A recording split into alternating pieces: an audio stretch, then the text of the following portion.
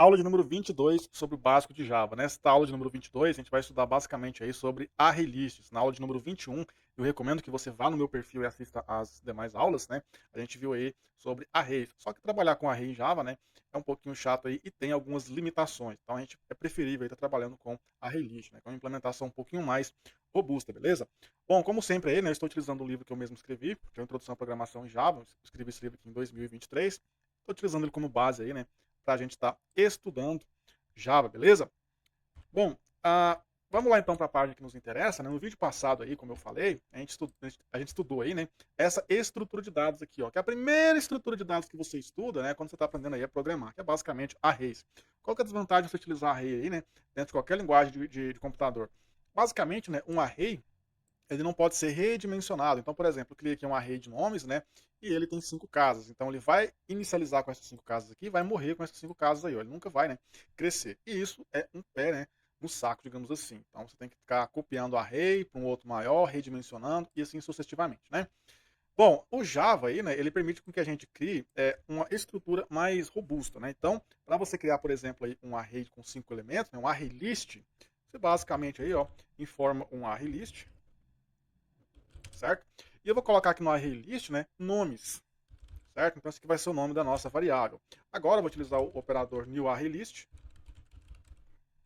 para a gente estar instanciando aí, ó, esse objeto. Então a gente vai estar tratando aqui esse nosso array list, né, como se fosse um objeto, beleza? Bom, detalhe, aqui o nosso array list, ele ficou genérico. Ele aceita aí tanto strings, né, no caso aqui nomes, né, quanto também objetos, números, dentre outros. Você pode estar especializando o seu array, né, seu array list, para que ele aceite apenas strings. Como que você pode fazer isso? Você pode estar utilizando aqui o Coringa, né, para estar fazendo isso aí, ó, certo? Então, diamante na verdade, né? Não é Coringa não, diamante, que ó, para você estar especializando aí, ó, esse é o nosso array para estar aceitando apenas strings, beleza?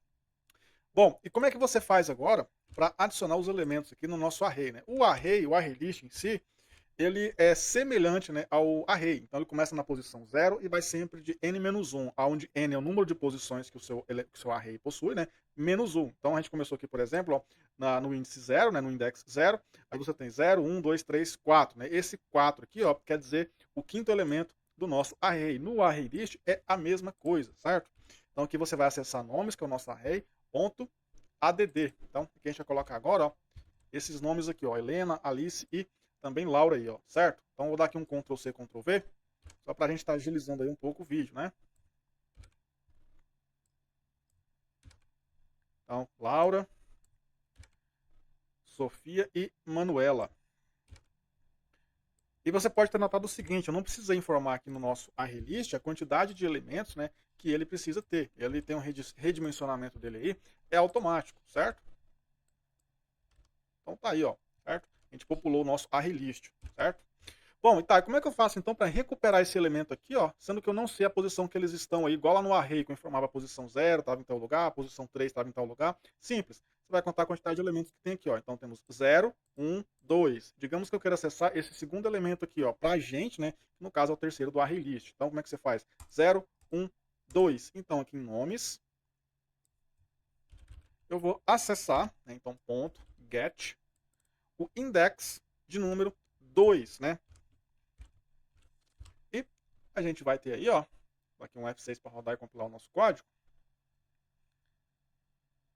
A gente vai ter aqui, ó, Laura como era de se esperar, certo? Então tá aqui, ó. Vamos pegar o primeiro elemento aí, ó. O primeiro elemento começa na posição 0, né? No caso que é Helena. Tá aí, ó, Helena. E o tamanho do nosso array, né, é sempre n-1. Então a gente tem aqui, ó, 0, 1, 2, 3, 4. Né? Então quantos elementos tem nesse array aqui, ó? 1, 2, 3, 4, 5. 5 n-1 igual a 4. 4 é o índice máximo que o nosso array possui, né? O nosso array list, que no caso aqui é a Manuela. O que acontece se você tentar, né, novamente, aí, acessar um elemento que não existe no nosso array list? Digamos aí, por exemplo, a posição de número 7. A gente vai tomar um index of bounds, ou seja, aquele elemento não existe, né, no nosso array list. Então a gente vai ter que tratar isso aí, ó, certo? Bom, é isso aí então, né? É um processo bem simples para você estar criando aí, trabalhando com array list, que é um outro tipo de estrutura de dados um pouquinho mais robusta, né? Lembrando que você pode especializar ele aí, ó, utilizando esses diamantes aqui, ó. Então você abre diamante, fecha diamante, coloca o tipo de dado que você quer aqui dentro, ó. Se eu, por exemplo, aqui tentar adicionar um número, ó, só para a gente não ficar voando isso aí, ó. eu tentar aqui colocar, por exemplo, o número 25, né? Ó, não vai aceitar, ó, não vai nem compilar. A nossa ideia já mostrou que tem um erro aqui, ó, que está incompatível. Se eu remover, né, esse diamante aqui, ó, a gente aceita qualquer tipo de dado no nosso array list. O que não é recomendável, né, que você faça. Os dados aí, né, de um array list tem que ser homogêneos, ou seja, todos do mesmo tipo, senão vira uma confusão danada, beleza? Bom, então é isso então, né? Te espero na próxima aula. Espero que tenha dado para entender e valeu!